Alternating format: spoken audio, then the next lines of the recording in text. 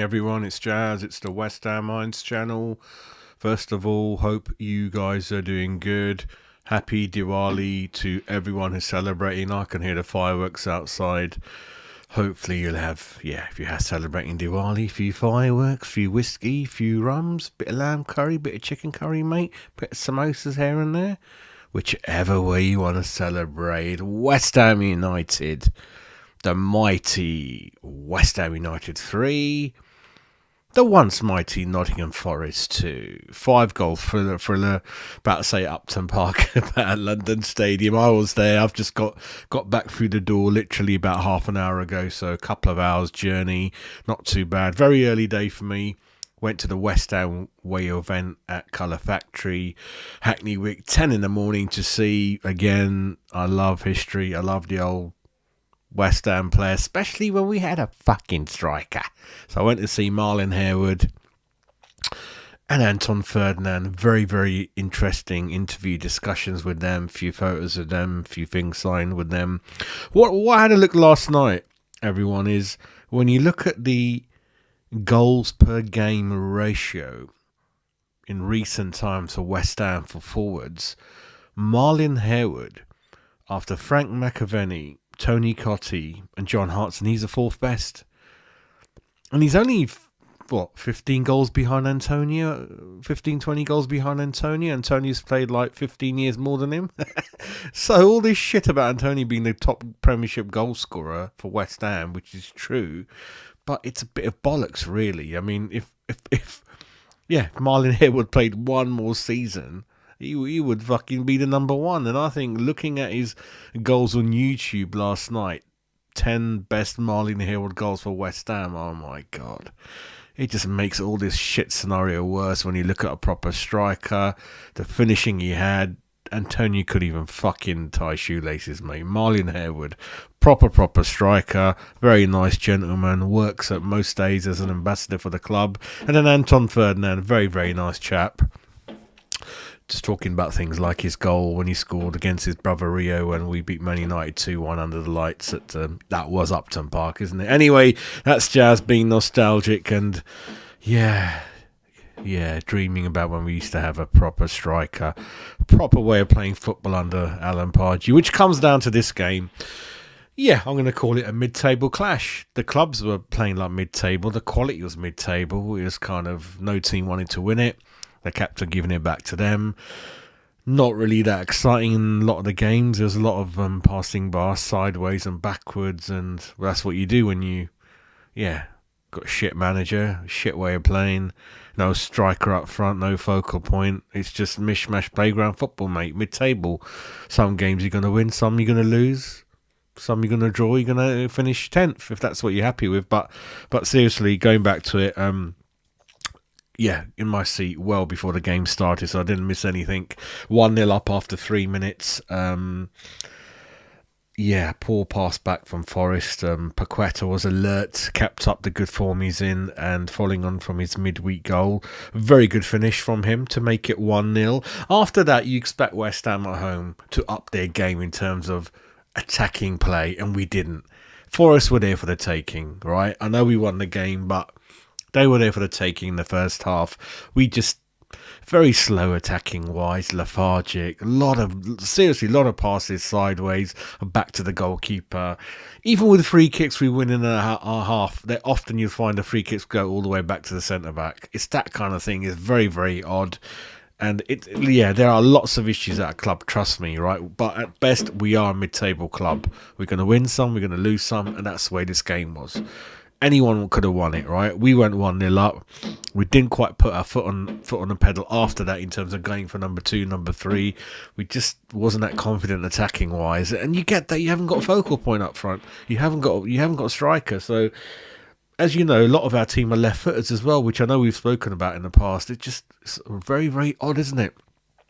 A lot of team like Paqueta's left-footed, Bowen's left-footed, Kudos is left-footed, Agard's left-footed.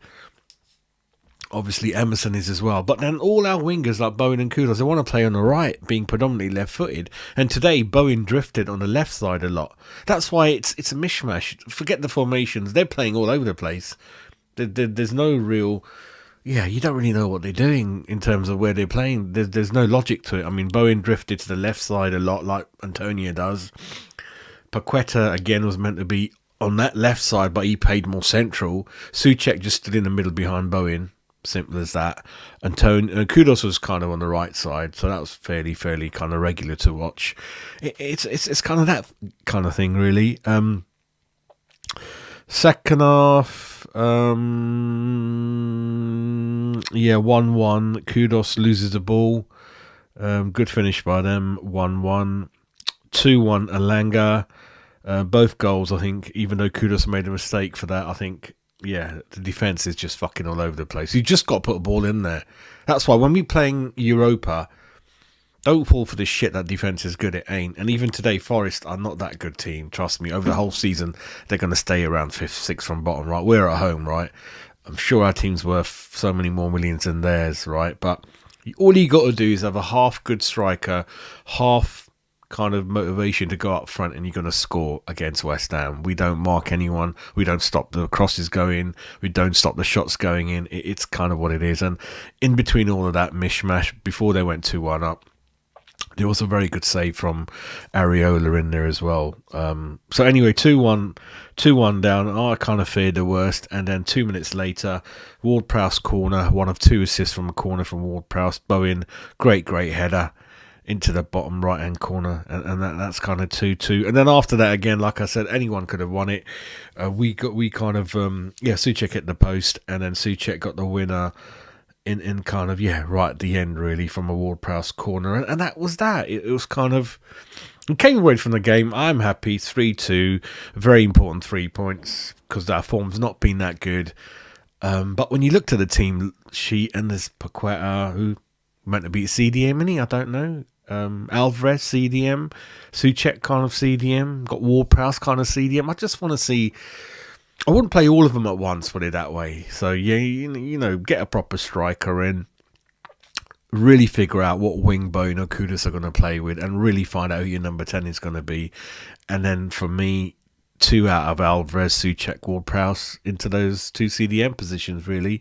That's kind of what I'm looking at. Obviously, we haven't got a striker. Antonio's out of form. He was on the bench. Mabuma, he doesn't fancy. And then that's how we set up. And thankfully, it kind of worked in terms of we won the game. But I know football better than that. I know football much more years than that. And I know that, we're mid-table team. If you're happy with that, you're happy with that, right? We won today. We could draw and lose the next 2-3, and then we'll win again. Yeah, there's no clear formation. There's no clear identity of playing football, especially when we're at home and we got the ball out. For even like you go 1-0 up at home after 2 minutes, you expect to really up the whatever you call it, up the tempo, and really go for 2 and 3. We didn't. We just very slow in attacking. No real pace when you're attacking. No real counter attack when you're attacking at home. No real... I know Paqueta's doing a lot as a playmaker, doing the Modric role. He's getting better and better. I like what I see from him. But as always, I think we could do a lot better. And it is a big issue that we haven't got a striker. Trust me, it's a huge issue. We bring a half-decent player in like Solanke or any of those I want to talk about, then you know how much better we would be, really. So, again, frustrating. Again, the subs weren't done until 75 minutes, something like that. Very, very late on. The referee was a pain in the arse. He gave a lot of things to Forest that he shouldn't have, really. Atmosphere was kind of alright, not that exciting. It was kind of it's the football driven. You hear like even you hear in the commentary of Chelsea Man City on the way back, if your team are on the front foot attacking, really going for it, it lifts the crowd 50%. And even though we went 1-0 up, I'm telling you, it was just that Sunday afternoon quiet kind of bowling alleyway kind of atmosphere, really. And that is to do with the football, really. So, listen, I don't want to say we got away with it, we won it and things like that. But if we drawn today, then 1 point out of Forest, Everton, Brentford, that wouldn't have been good. So, boys, like I said, if this form carries on, because the team is expensive, you got half decent. That's why mid-table, half the team's good, half isn't. So, like I said, every 5 games there's going to be 1 win, couple of draws, couple of defeats, and we're going to bob along between 9th, 10th at best. and at worst maybe 14th. So that's what's going to happen. We're in the Carabao Cup, as we know. Liverpool probably going to play, definitely going to play a weekend team with their fixtures, so we've got a chance there. Got a good chance to qualify from Europa, and that'll probably keep Moisey going along. Obviously, the words coming out of Moyes are that, yeah, he doesn't think he's going to stay. I think he says, I've got loads of jobs lined up anyway, so he's giving those kind of vibes, really. So we'll see. Like you said, yeah, I went to the game, largely, yeah, for the West Ham Way event. My highlight of today is, yeah, lovely chat with Marlon Harewood. Wished he was still up front for us. Lovely chat with Anton, local boy. Well, Peckham, sort of local. West Ham fan. Really enjoyed himself. Gave everything, played like a fan. That was kind of means more to me. And then I watched today and, yeah, miserable Jazz. You can say what you want. It's like 5 goals, but it wasn't really all that. It was just 2 teams. One wasn't really that good, but doing the best they could, which is Forest. West Ham, very, very expensive team. A lot of money spent on the team. Fucking no striker up there. And thank God for Ward-Prowse's 2 set pieces. So, set piece team, that's how we generally score. Yeah, Souček got a goal. Could have got another goal. But again, I'm going to stick my neck out. In the 90 minutes I was watching him, a lot of the game, he doesn't do anything. I'm telling you, okay, he nearly scored. He nearly got another one. Is that going to happen every game? Apart from that, there's no tackling from him, no passing or anything. So if you're happy with, yeah, the odd Souček headed goal after every 4 or 5 games, and it's fine. But he does not stop any attacks. He does not defend. He doesn't put a tackle in. He rarely got any passing to his game. So if you're right for him to just run around like a headless chicken and get his head on the end of some hair, that's fine. That's fine. That's fine. I understand. But that's what I'm thinking. He doesn't really excite me. I think we could do a lot better, I'm just the way I am, I want 2 proper wingers in Kudus and Bowen, a proper striker. Give that number 10 creativity role to someone. If it's not going to be Paqueta, then Paqueta plays with Alvarez as a CDM in the back, but obviously got more license to go forward than Alvarez has. And then go and buy a new number 10, because Benrahma's not going to do it. Cornet's not going to get a chance to be in the left side. That's kind of where I'm heading, clear cut. Improve on the fullbacks, sort the fucking defending out, get a leader in there. There are lots, for me, there's lots of issues in there still. There's lots of issues in there. And there shouldn't be that many issues when a manager's been here for 9-10 windows, right? I'm telling you. Let's just see how the season goes. But this is what's going to happen. We're going to be 10th, around 10th. So that's kind of fine if we're happy with that. But again, what means more to me is please buy a striker, and if it's going to be a new creative number 10, all the better, and then we play people back to the best positions, because it's very hard to work for Bowen to be everywhere on the wing up front, and then yeah, just it's what it is really. But listen, I might do a longer show tomorrow, but this is just a quick show after coming back from the game. 3 points, very, very crucial, much needed 3 points.